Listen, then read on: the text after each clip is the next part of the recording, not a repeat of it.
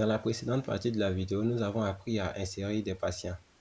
Aujourd'hui, ce que nous allons faire, c'est que nous allons lister les patients. Mais avant de commencer, j'aimerais vous montrer le nouveau design que j'ai appliqué. Et si vous voulez faire la même chose, vous avez juste à vous rendre au niveau de votre fichier app.blade.php dans le dossier layout. Et au niveau du style, vous avez juste à modifier le active nav link en mettant les paramètres que j'ai mis. Et le nav item over en mettant aussi ces paramètres là, et le account link over, vous mettez aussi ces paramètres là. Aussi j'ai juste mis un comment dire, j'ai juste mis une barre, la barre que je vois là, la barre de menu, celle-là. J'ai juste mis une barre en faisant le ifafa bars. Mais ne vous inquiétez pas, le nouveau layout se trouve dans la description. Vous avez juste à vous rendre là-bas, le télécharger pour qu'on soit au même niveau. Et si l'ancien layout vous plaît, vous avez juste à rester sur l'ancien. Donc, une fois que cela est fait, ce qu'on veut faire, c'est que dans la précédente partie, on avait la possibilité d'enregistrer les utilisateurs, les patients.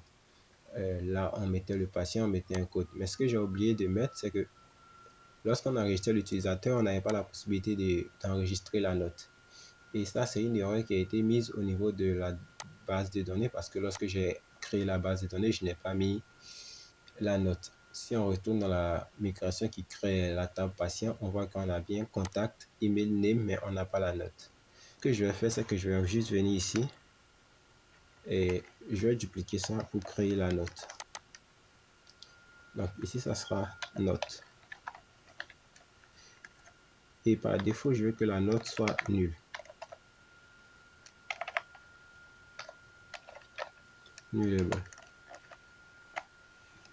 Je vais en profiter de ça aussi pour définir d'autres champs de ma table patient que j'ai oublié de mettre.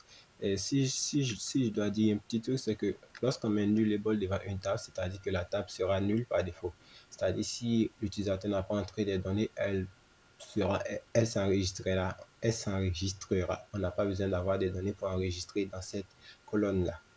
Donc, ce que je vais faire, c'est que j'avais omis certaines choses. Je veux que la table patient, on puisse aussi enregistrer le groupe sanguin. Donc, ce que je vais faire, je vais juste faire un $table. Ici, je ne vais pas mettre un type, je vais mettre quelque chose de type enum. Et ici, je vais juste mettre le type, la colonne, ça sera blood type.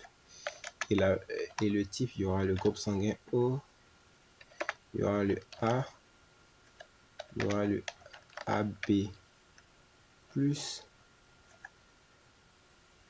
et lui aussi, je vais le laisser à nul par défaut. Une fois que j'ai fini de faire ça, je vais juste venir au niveau de ma console, je vais agrandir ça.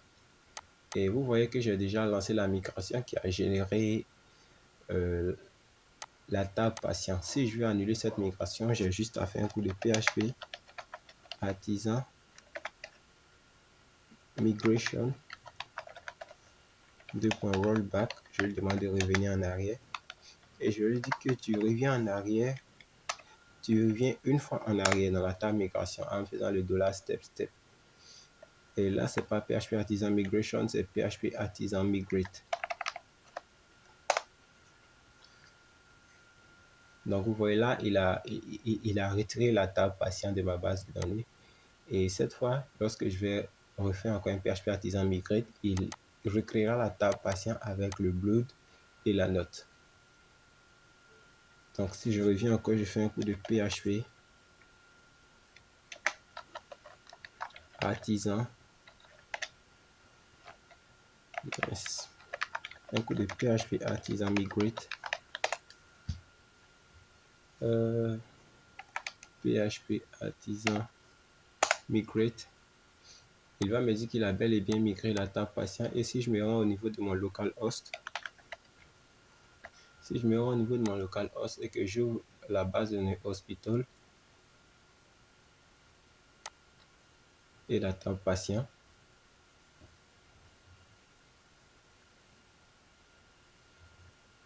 je peux bien voir à l'intérieur que j'ai le bleu type, l'adresse et la note qui ont été insérées.